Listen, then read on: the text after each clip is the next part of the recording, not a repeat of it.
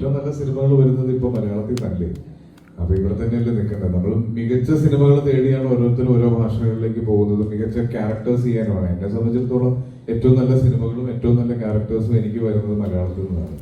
പിന്നെ എനിക്ക് ഏറ്റവും കംഫർട്ടബിൾ ആയിട്ട് ഹാൻഡിൽ ചെയ്യാൻ പറ്റുന്ന ഒരു ഭാഷയുടെ ഒരു സുഖം അഭിനയിക്കുമ്പോഴും പഠിക്കുമ്പോഴും ഒക്കെ മലയാളം തന്നെയല്ലേ. അപ്പൊ അതുകൊണ്ടാണ്. പിന്നെ ഒരു അത്രയും ഗംഭീരമായ ഓഫറൊന്നും എനിക്ക് വേറൊരു ഭാഷയൊന്നും വന്നിട്ടില്ല. ഇനി വരുമ്പോൾ ചിലപ്പം ഇതൊക്കെ മാറ്റി പറയും.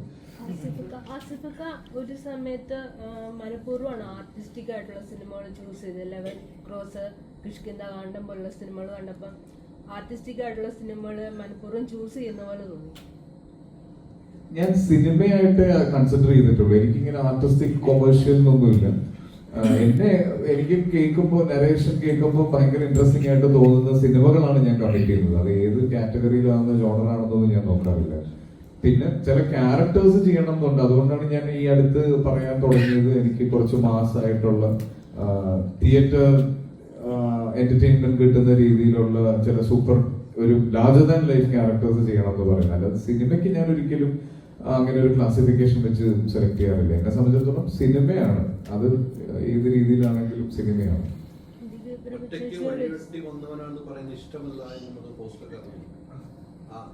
ആ ഒരു രീതി ഒറ്റയ്ക്ക് വഴിവെട്ടി വന്നവനല്ല എന്ന് ഉറപ്പിക്കാൻ ആസിഫിന് പറയാൻ, ഒറ്റയ്ക്ക് തന്നെ വന്നവനാണ് നമുക്കൊക്കെ അറിയാം. ഒറ്റയ്ക്ക് ഒരു സിനിമാ കുടുംബത്തിൽ നിന്ന് വന്ന ഒരാളല്ല. സിനിമ എന്നൊരു സ്വപ്നമായിട്ട് കൊച്ചിയിലേക്ക് വന്ന ഒരു ചാനലിലേക്ക് കയറി അങ്ങനെ സിനിമയിലേക്ക് വന്നതാണ്. ആ ഒരു ടാഗ് ലൈൻ വേണ്ട എന്ന് വെക്കാനുള്ള കാരണം എനിക്ക് ഒരിക്കലും ഒറ്റയ്ക്കൊരു ഒരു കാര്യത്തിലേക്ക് എത്താൻ പറ്റുമെന്ന് എനിക്കുള്ള കോൺഫിഡൻസ് ഇല്ല. എന്നെ സപ്പോർട്ട് ചെയ്യുന്ന ഒരുപാട് പേരുണ്ട്. ഇപ്പോൾ ഓൺലൈൻ മീഡിയ നിങ്ങളെല്ലാവരും സപ്പോർട്ട് എൻ്റെ ലൈഫിൽ വളരെ ഇമ്പോർട്ടൻ്റ് ആണ്. ഞാൻ എൻ്റെ സിനിമകൾ, ഇപ്പോൾ എൻ്റെ ആദ്യത്തെ സിനിമ തന്ന ശ്യാം സർ, എൻ്റെ CP സർ, അപ്പൊ അങ്ങനെ എൻ്റെ കൂടെ അഭിനയിച്ചവര്, അങ്ങനെ ഗൈഡ് ചെയ്ത് ഒരുപാട് പേരില്ല ലൈഫിൽ. അപ്പൊ ഒരിക്കലും അത് ഇന്ന് ഞാൻ നിൽക്കുന്ന അല്ലെ ഇന്ന് ഞാൻ അനുഭവിക്കുന്ന ഒരു പ്രിവിലേജും ഞാൻ ഒറ്റയ്ക്ക് ഉണ്ടാക്കിയതാന്ന് പറയുന്നതിൽ അർത്ഥമില്ല. അത് മാത്രമാണ്, അല്ലാതെ ഞാൻ വേറെ ഒരു രീതിയിൽ അത് വളച്ചൊടിച്ചതല്ല.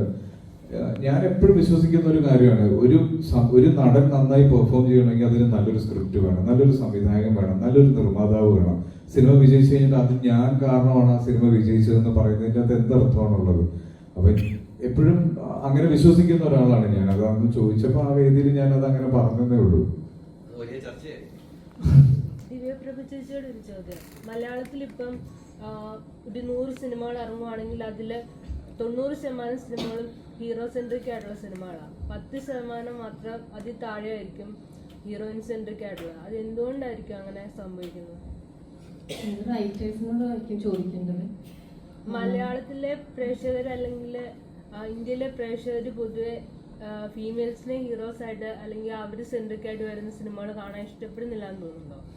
അല്ല, അങ്ങനെയുള്ള കഥാപാത്രങ്ങളും തിരക്കഥകളും ഉണ്ടാകുമ്പോൾ ഇവിടെ ആണെങ്കിലും ഒരുപാട് ഇപ്പൊ ജയ ജയ എന്നൊക്കെ ഉള്ള വളരെ ചുരുക്കമല്ലേ ഉള്ളൂ, ഒരിക്കലും കമ്പയർ ചെയ്യാൻ മാത്രം. ഉറപ്പായിട്ടുമാണ്, പക്ഷെ അത് റൈറ്റേഴ്സ് ആയിരിക്കും മുന്നോട്ട് വന്നത് എഴുതേണ്ടത്, അങ്ങനെയുള്ള തിരക്കഥകൾ ഉണ്ടാവേണ്ടത്. മുന്നോട്ട് നല്ലൊരു മാറ്റം പ്രതീക്ഷിക്കുന്നുണ്ടോ? പ്രതീക്ഷ ഉണ്ട്, എല്ലാ കാര്യത്തിലും ഉണ്ട്. ഭയങ്കര ഹോപ്പ്ഫുൾ ആണ്.